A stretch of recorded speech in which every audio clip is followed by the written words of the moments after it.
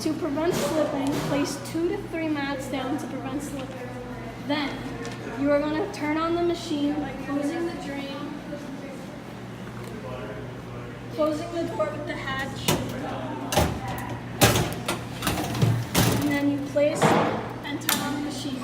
Then you're going to go all the way down to over here, turn this thing on for the heat.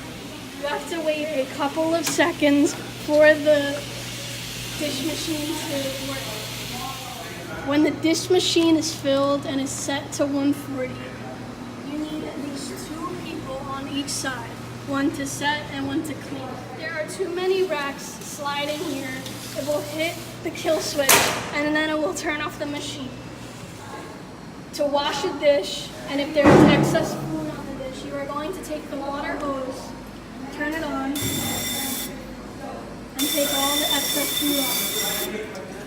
When all the excess food is off, you're going to take it into the rack and push it into the machine.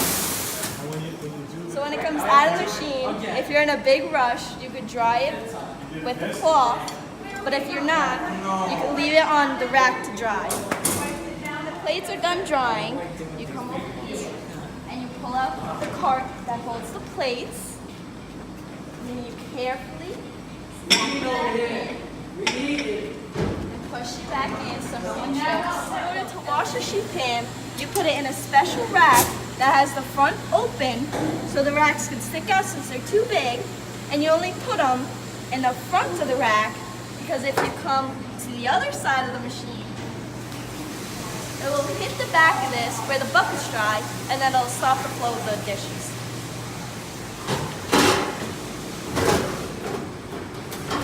To dry the sheet pans, you're going to take the sheet pan. It's going to be very hot. Take it and then put it onto the sheet rack nicely To let them air. The cutting board is the same as a sheet pan, but when you dry them, you stick them over here, standing up with the others, so they can air. Silverware through the dish. You are going to put it in a flat rack, face down, and then through the dish. To dry the silverware, you are going to take the silverware and put it on the dry rack. But do not touch the top, because that's where you eat, and they're already clean and sandy. To clean a mixing bowl, you have to grab the hose, put it very close to the dough, so it'll wash it off easy.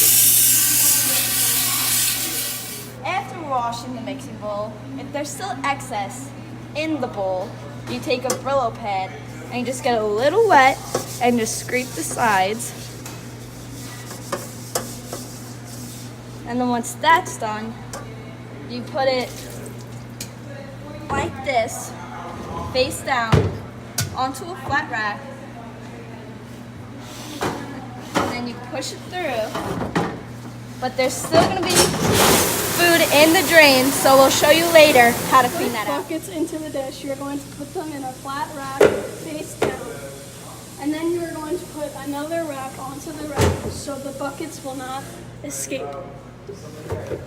In order for the buckets to dry, you take them off the rack and you stack them on top, away from the big buckets. And for them to dry, you leave them on a ledge so the water drains off. To wash glasses, you need to put them in a glass rack that is full. Make sure that the glasses are face down and then go through. So to dry the glass rack, you need to pick it up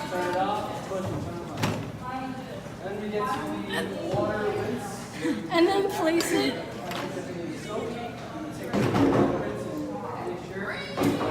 I'm just all finished. You take the top off, you take your hose, put it on a 90-degree angle and wash it off. And then once you're done cleaning your rack, the drain is obviously going to be full. So you take it out of the sink and you pull out your garbage, which is handy underneath the wash, and then you just bang it up against the side and it'll all come out. To clean the deck of the dish machine, you need a squeegee. Go all the way to the back and then pull down.